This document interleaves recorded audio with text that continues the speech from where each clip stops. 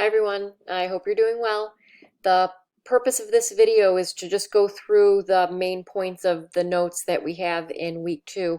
So this week what we're really concerned with is talking about transport across the membrane and also talking about the cytoplasm and the typical organelles that can be found in a cell.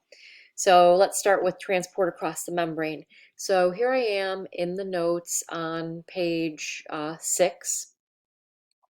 And, many people taking this class will already know that there are these two different types of transport, right? Passive transport and active transport. So in my face-to-face class, we talk a little bit about the difference between these two types of transport. And many times what people will say is that active transport requires energy and passive transport does not. And that's not exactly true. You're going to have an energy input in order for any transport to occur. Okay, so both passive and active transport require energy. What the difference is active transport requires the cell to spend that energy, compared to passive transport is going to use some type of potential energy that the cell, didn't have to create. So it's going to use a concentration gradient or something within the environment. So they both require a driving force. You know what I mean? They both require energy. It's just that in passive transport, the cell doesn't have to provide that energy. If you don't have a driving force, you don't have movement. Okay, so that's what we're going to see across the cell membrane. And so, given that transport across the membrane will depend on the permeability of the substance. Is the substance permeable to cross the phospholipid bilayer? And that would be something that we would tell you. So you're not going to memorize a list of things that are and are not permeable to cross the membrane, but let me show you basically how this works. So with transport, we have the two main types. First up in our notes is passive transport. So remember, with passive transport, we're relying on some type of outside energy source. The cell doesn't have to spend any energy. We're depending on some other driving force. So simple diffusion is a great example of passive transport. With simple diffusion, I'm going to switch to some pictures here. And I added my PowerPoint to the Unit 1 folder if you wanted to look at any of these pictures again. Simple diffusion can occur across the cell membrane or in a non-living example like this, which I think is familiar to everyone, where they're putting a drop of dye into a beaker of water, and then that dye is going to diffuse into the neighboring areas. And so what's happening here is that these particles are in a state of motion, and so they're going to have a tendency to move from the area of high concentration into the area of lower concentration until they're at equilibrium, and then there's no more driving force for them to move. So the driving force for simple diffusion is a concentration gradient. That if you have a concentration gradient, an area where you have a high concentration of particles and an area where you have low concentration of particles, particles will move from the area of high into the area of low. So just like this simple example, that's exactly how it works with the cell. But the question with the cell is that substance permeable to cross? So I might have, a lot of substance on one side of the membrane and a little bit of substance on the other side, but, can that substance cross the membrane? So, what could cross the membrane? Well, because the membrane is made up of lipids, this here they're showing us the phospholipid bilayer, typically, lipid soluble solutes, in other words, another fat is going to be able to move right across the membrane through diffusion, because a layer of fat is not going to be a barrier to fatty substances. They're going to be able to always cross from the area of high concentration into the area of low concentration, just right through the phospholipid bilayer. And then the other possibility, I'm going to switch to another picture here, is that the particle that wants to cross, or the solute, the substance that wants to cross the membrane, and there's a concentration gradient, like they're showing us here, high concentration of these blue Mickey Mouse particles to low concentration. We know diffusion says that particles want to move from the area of high concentration into the area of low concentration, given that they can cross the membrane. So here's some other possibilities. If it wasn't a fat, if it wasn't a hydrophobic substance, what if it's a hydrophilic substance, something that's water soluble? It might be able to slip through the membrane like they're showing us here. It might be able to, as long as it's small and electrically uncharged, and so it might be able to get in that way. Or another possibility is if there's an integral membrane protein, a protein that spans the membrane and it has a pore going through it. So if I had a substance that's small enough to fit through that pore, then that concentration gradient could be the driving force for that substance to use those pores to move by simple diffusion. So hopefully that makes sense about simple diffusion. I made these notes. Hydrophobic substances are permeable to cross, so fat can cross the phospholipid bilayer. Hydrophilic substances are not automatically permeable to cross, right? It's going to depend on the size and if it can get through that pore, if it could slip through the phospholipid bilayer. So that is the basic story of simple diffusion. A concentration gradient is always the driving force for simple diffusion, and it would be great if you'd watch this video, which gives a another explanation of this. Now, another form of passive transport is osmosis, and osmosis is the movement of water across a plasma membrane. And the cool thing about osmosis and the dangerous thing about osmosis is that water can move through every plasma membrane. So you know how I was saying, there's always a question with a solute, like, is it permeable to cross the membrane or isn't it? And I said that, I'll tell you if it's permeable or not. Here I'm telling you, water can always cross. Water will always cross. It's permeable through the lipid bilayer, and the way that it's permeable is actually the way that I just showed you. There are these special integral membrane proteins called aquaporins, and they're special channels that water molecules fit through, so that when we have higher water and lower water, water can use those channels to cross the plasma membrane, and they're in every cell. So every cell is permeable to water. So water, it wants to move from the area of high water into the area of low water, and that water concentration is determined by the solute concentration. And so let's just take a look at a picture from our book. So in this picture, what they're doing is taking a look at the movement of water in like a U-shaped tube. And what they did is they put a membrane, semi-permeable membrane, that separates these two compartments. I'm going to call them A and B. So I can see in A, the red, that's the solute, that I have a low solute concentration. Here I have a higher solute concentration. And so as far as diffusion goes, as long as this membrane is permeable, and remember, we would have to be told whether it's permeable, and here, do you see how they're saying the membrane is permeable to the solute? And so what we see happening is diffusion. Particles move from B to A until they're at equilibrium. So I hope that makes sense.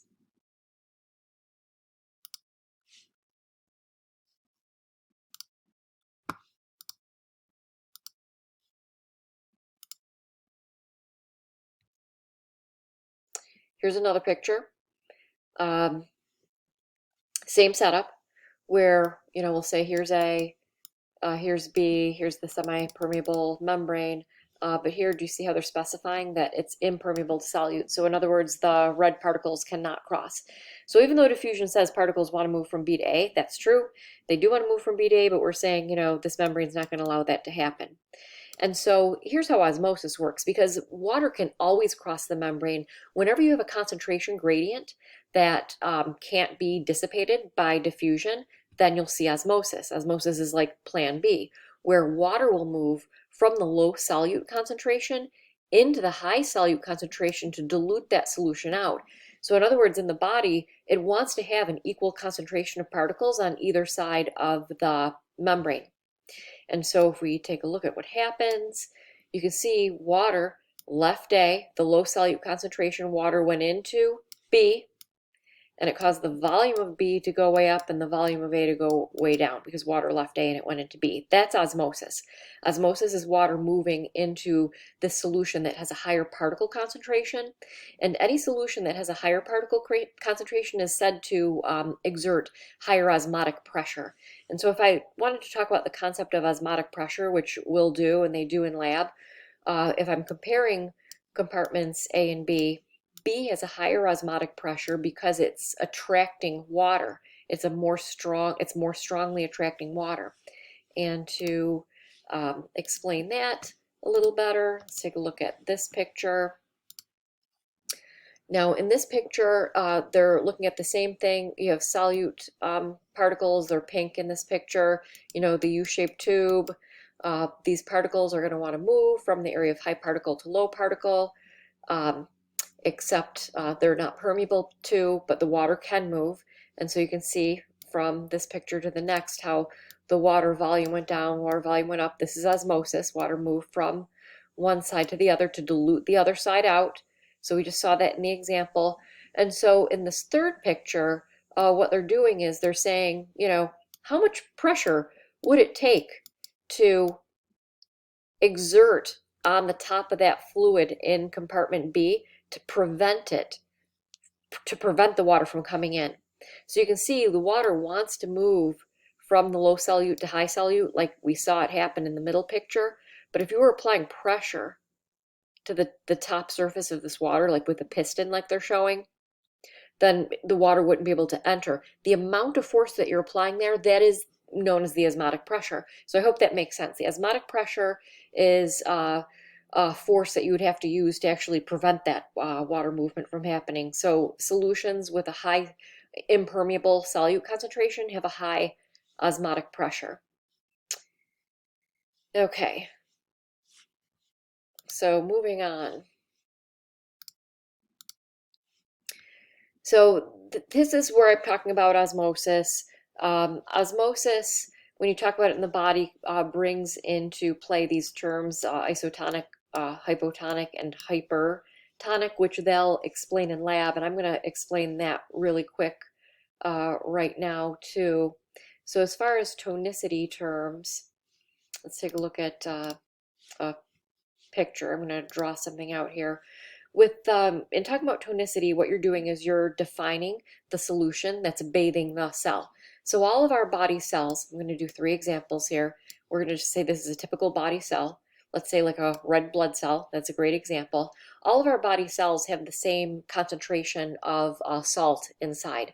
You know, it's 0.85% salt or 0.9% or not quite 1% salt, right? So let's just say it's, you know, 0.9% salt inside of all these cells. So our cells are not going to be variable, right? They're all going to be the same. And that 0.85 or 0.9, like I'm abbreviating, that would be the same in the liver cell, the skin cell, the muscle cell. Hopefully that makes sense. So that's going to be the same. And so then what you do is you look at, you know, what is the solute concentration, what is the salt concentration in the solution that's bathing that cell. You know, so what is the salt concentration, what we'd call the extracellular fluid? If that salt concentration is the same, which it is in our body, so the extracellular fluid should be also at 0.9%, our blood is at 0.9%, the cerebrospinal fluid's at 0.9%, so you get the idea here. So we would call this, because it's the same, isotonic, iso being equal. So our extracellular fluid and intracellular fluid are isotonic to each other. Saline solution would be isotonic, it's slightly salty. But let's say we put the body cell in a different environment. Let's say we put it in distilled water. So let's just say there's 0% salt out here. Well, now we have a gradient. Now we have some salt in the cell, no salt out of the cell. Salt does want to diffuse, but it's impermeable. Plan B, water will move, and water will move into the area of the high solute concentration. So water is going to want to move into this cell to dilute out the cytoplasm. And when the water moves in, this cell will actually physically swell, and it could actually rupture. It could kill the cell. So in this case, what we would do to name the extracellular fluid is you just look to see, like, how does it compare to the cytoplasm? The cytoplasm, because it's always the same, that's your reference point. So that's 0.9% salt. So because the extracellular fluid is lower than that at 0, I'd call this a hypotonic solution. It's hypotonic, it's a lower salt concentration than my reference, than the cytoplasm. Cytoplasm is always the reference. And then as a third possibility, let's put this into a salt solution like ocean water. So if we put this into 5% salt, okay, so it's very salty. This isn't even 1% salt. Water is going to want to move into the area of the higher solute concentration. So, number one, you might go through the, mental activity of the salt's going to want to move from the 5% into the 0.9%. That's true. It's just impermeable. Okay, so yes, plan B, osmosis. Water is always permeable. Water will move from the watery solution into the concentrated solution to try to dilute that out. When I use a tonicity term, I'm always naming the extracellular fluid. I'm never applying that term to inside the cell, inside the cytoplasm. So to apply a tonicity term here, I look at what is the salt concentration, how does it compare to the cytoplasm. 5% is higher than the cytoplasm, and so I'd call this a hypertonic solution. And so that is how that works.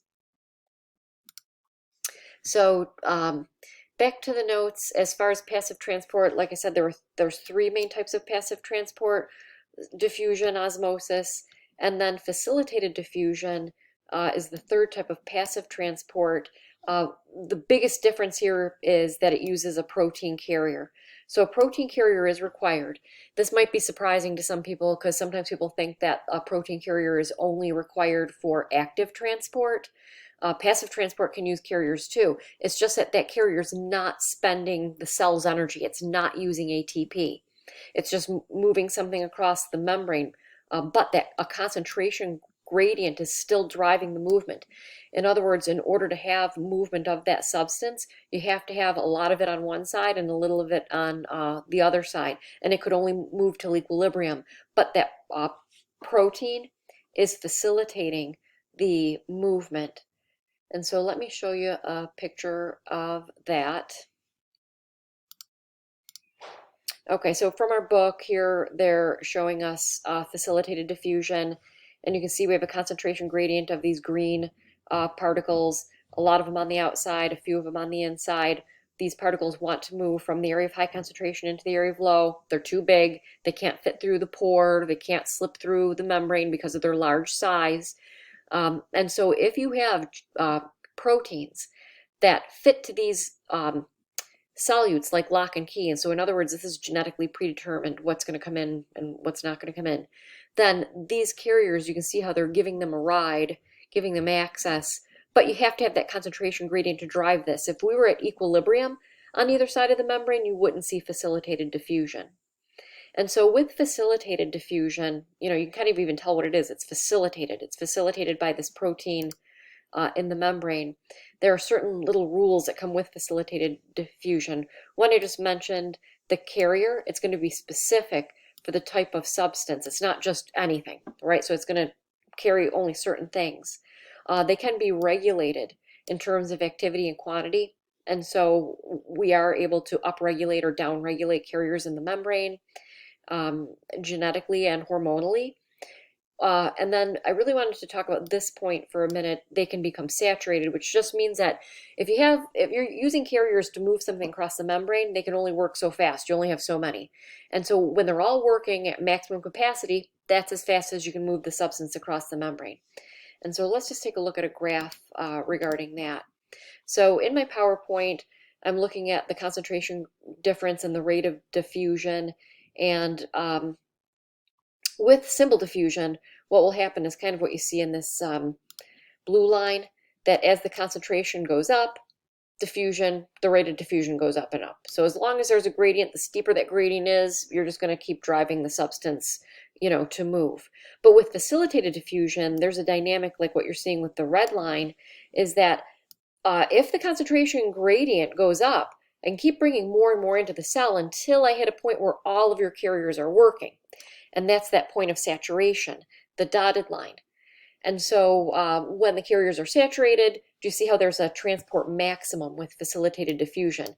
The sky's the limit with simple diffusion, but with facilitated diffusion, because I'm relying on a protein to do that work, they get occupied and they, then just max out as the amount that they could carry. So that's a little description of that. So moving back to the notes, the other type of transport is active transport. And active transport either directly or indirectly uses ATP. So ATP I'm going to talk about a little bit later in the video. Basically, this is a molecule that's produced from nutrients. So a lot of times people talk about sugar. It could be sugar, protein, fat. Mitochondria, an organelle in our cell, will use that nutrient to make ATP, and then ATP can be used as an energy source to drive work in the cell, like active transport. So with primary active transport, and like I say in the notes, this is the way I think of it at least, there are two main types of active transport. There's primary active transport, which I'm going to show you first, and there's vesicular transport. So with primary active transport, let's look at a picture for that. Okay, picture from our book here. They're showing us primary active transport. So with primary active transport, what's happening is here you can see that there is a protein carrier in the plasma membrane. Okay, so active transport, at least, primary, secondary, will always require a carrier, unlike diffusion. So you have to have a protein carrier. We can see that this carrier is using ATP. And we can see that this carrier is showing us that it's bringing 3 sodiums. It's kicking 3 sodiums out of the cell. So I see the direction of the arrow for the sodium. And it's moving potassium into the cell.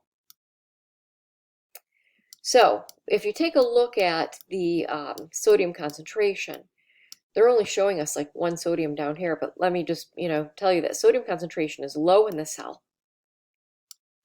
Okay, so there's less sodium in the cell than there is outside of the cell, and you can see that basically what the cell is doing is that anytime sodium enters into the cell is going to use energy to kick it back out. It doesn't want sodium in the cell. I would call that impermeable. Yes, sodium can enter the cell, but when it does, I use energy to kick it out. That's active transport, moving a solute from its area of low concentration into an area where it's already in high concentration. That's hard work. That's really hard to move something against its concentration gradient. And just taking a look at secondary active transport, even though I don't have this in the notes, what they're showing us is because you have all the sodium, a higher sodium concentration outside of the cell, sodium's going to have the tendency to diffuse in. Look at this carrier is giving the opportunity for sodium to diffuse in. Like we said, that sodium is not going to have a long life inside of the cell because this active transport is going to take that sodium and it's going to use energy to kick it back out. But because the sodium is passively, a concentration gradient is driving that sodium into the cell, so I'm getting that movement for free, if that makes sense. This carrier is using that energy to transport something different into the cell. That's what's known as secondary active transport. And so what you're going to see as the course goes on is that active transport is really used to maintain electrolyte levels on one side of the membrane or the other where the cell wants it. It's used to keep, say, like sodium levels low inside of the cell. And because you have such high sodium levels outside of the cell, it will passively leak in. And when it does, that can power work, but where you're going to use active transport to kick it back out. So that's primary active transport. You can think of that as kind of like a micro movement compared to vesicular transport.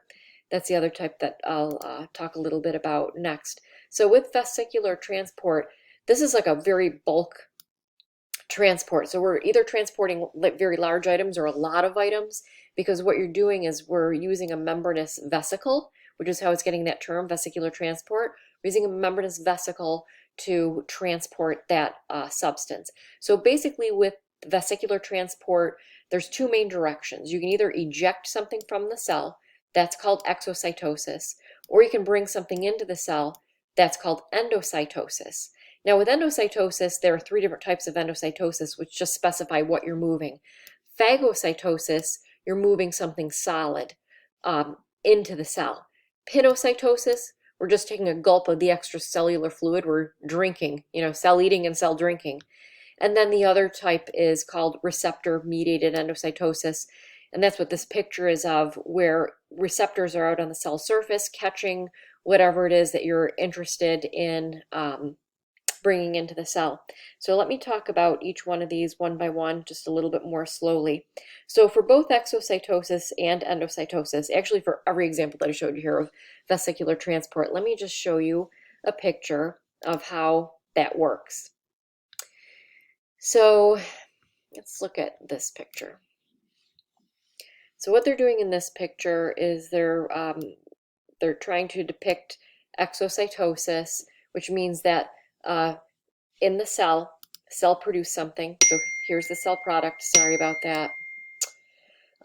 So cell product inside, it's packaged in a membranous vesicle, and that membranous vesicle, in order to be ejected from the cell, it's going to float up to the cell surface.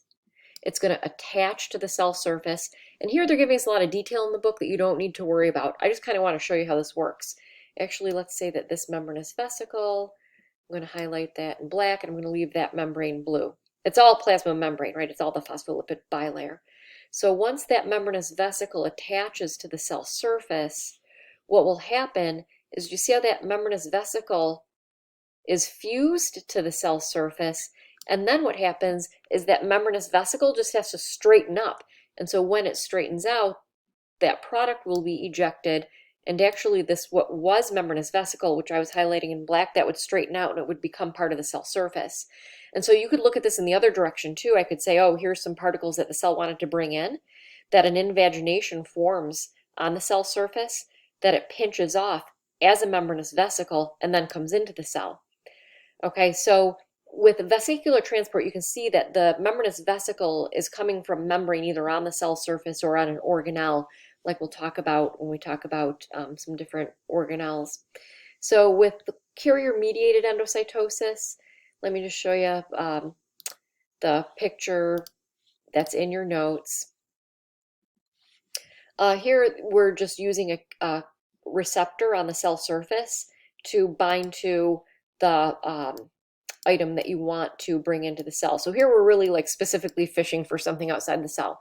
We're not just a white blood cell bumping into a bacteria and engulfing it. You see what I'm saying? Randomly, like phagocytosis. That's an example of phagocytosis. Receptor-mediated endocytosis, I have these receptors out on the cell surface. You can see some are empty, some are filled, but once a lot start getting filled, that invagination starts to form. It pinches off of the cell surface as a vesicle like we were talking about, and then that item is released from the membranous vesicle, and that membranous vesicle that has the receptors could go back up and become part of the cell surface again, so that the receptors get recycled. So going back to the notes, that's one of the big topics that we have for this week. The other big topic is the organelles, and I'm going to make another video about that. So I'll see you again soon.